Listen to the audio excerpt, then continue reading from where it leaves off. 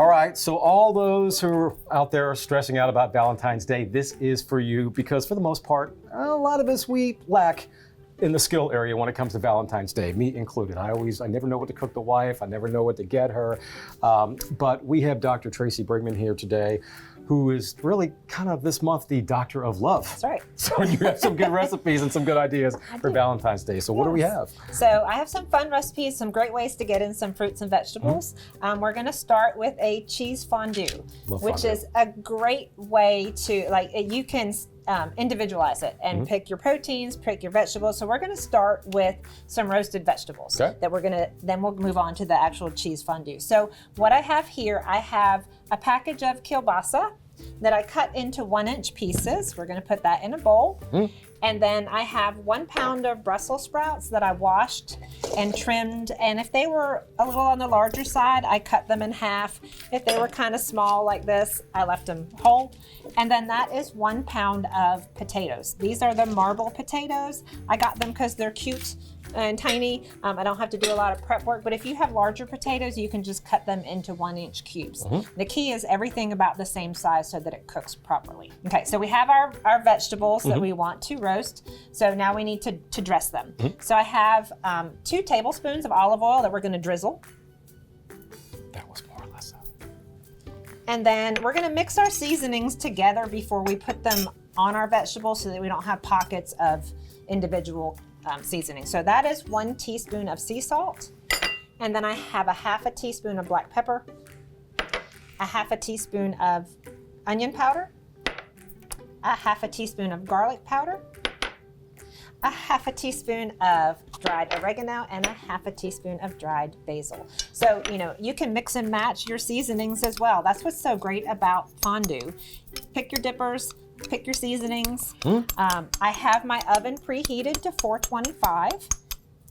And so we're gonna sprinkle that over my olive oil coated vegetables. And then we're just gonna give it a toss to make sure, again, the olive oil and the seasonings are well distributed. So once the seasonings are mixed and the olive oil is coating all of my food in the bowl, I'm gonna put it on a parchment lined jelly roll pan or cookie sheet, whatever you wanna call it.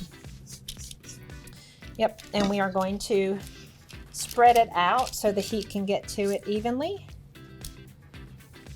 And then we're gonna stick that in the oven, again at 425 degrees for about 25 to 30 minutes.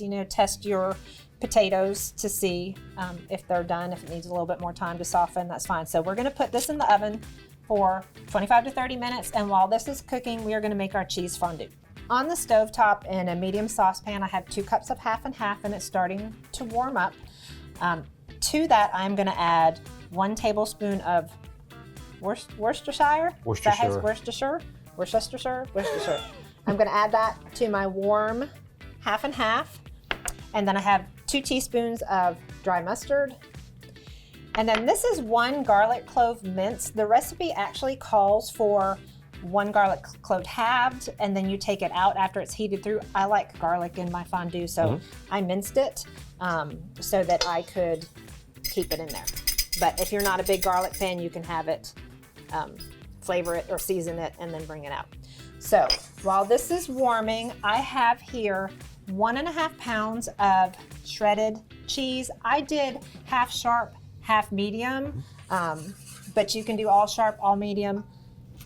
You're gonna put that in that large bowl. I have 3 tablespoons of all-purpose flour. I'm gonna add that to my cheese. And the reason for that is, and I wanna mix that together.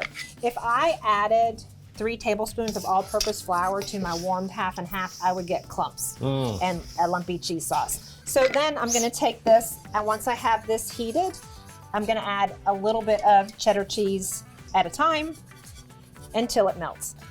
Okay, so it's been about 5 minutes. I got all the cheese in, again, low and slow, but it still only took 5 minutes.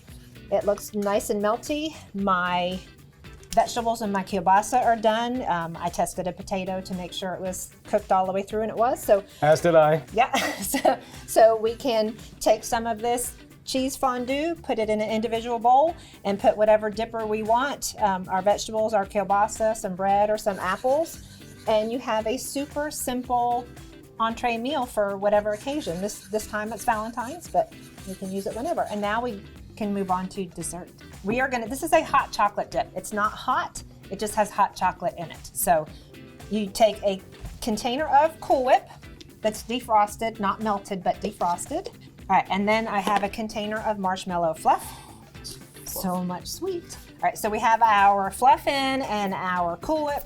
And now what makes it a hot chocolate dip is you choose 2 packets of your favorite instant hot chocolate mix. So you can. So I have a Mexican hot chocolate dip, which has a little bit of cayenne and cinnamon. And then I have regular milk chocolate. You can get dark chocolate, but 2 packages of, again, your favorite hot chocolate mix. So after about 5 minutes of stirring, it's nice and smooth and we're ready to dip. Yep. So again, we have, you can dip cake, you can dip fruits, super easy Valentine's dessert or whatever special occasion. Yes. So. Valentine's Day, February 14th. Mark it down on the calendar. Now you have not 1, but 2 phenomenal recipes that you could fix at home or wherever you want to fix them. And just find those recipes by logging on to farm-monitor.com.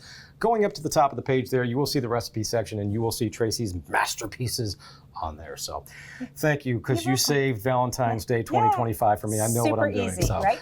Tracey, good to see you. Good to see you as well. And we will see you next month. Enjoy.